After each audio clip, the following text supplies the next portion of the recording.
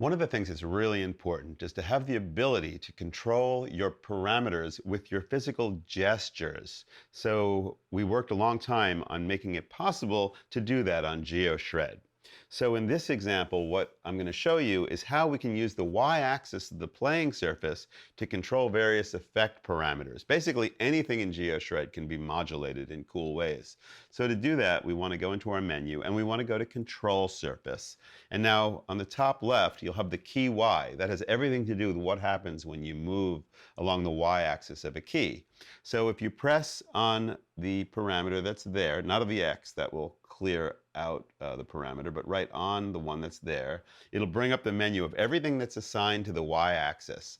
So this is really fun because I've got the stereo flanger rate and the chorus rate assigned here. So let's go into the chorus rate first. Let's hear this sound.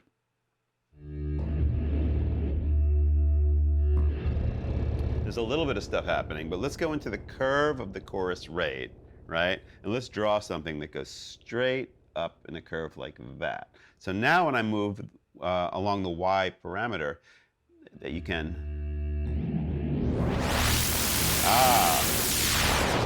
you can track it with your finger. How about if we go up all the way and then back down? So moving on the y-axis, you go up towards the middle. At the middle of the screen, it's almost to the top. And then it goes down. Who would have ever thought a guitar physical model could make this sound? It's very Star Wars-like. It's appropriate because Star Wars just came out. So that's only one of them. Let's go to the flanger rate now and look at that curve. And I should say that one of the things that I asked my guys to do is to make all the rates in GeoShred go extremely fast into like frequency modulation, because I know you can get some really cool sounds by doing that. So we went out of the range of normal to make it possible to do this kind of stuff. So if I take the curve and I just bring it all the way down, so you get this. Definitely sounds like a lightsaber. So now let's do the same thing with the flanger. I go all the way up and back down.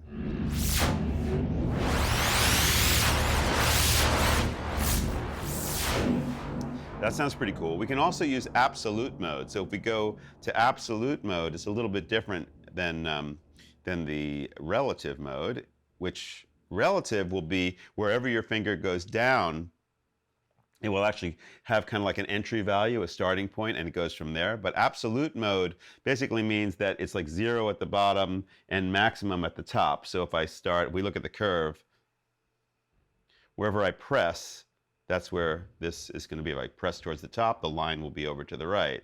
If I press towards the bottom, it will be here. In relative mode, it's going to start at the same point every time, and then I move from there, and it moves. Anyway, to have those two modes is a good thing. So now,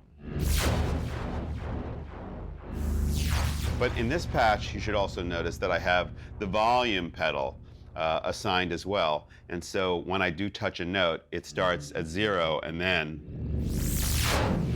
moves up.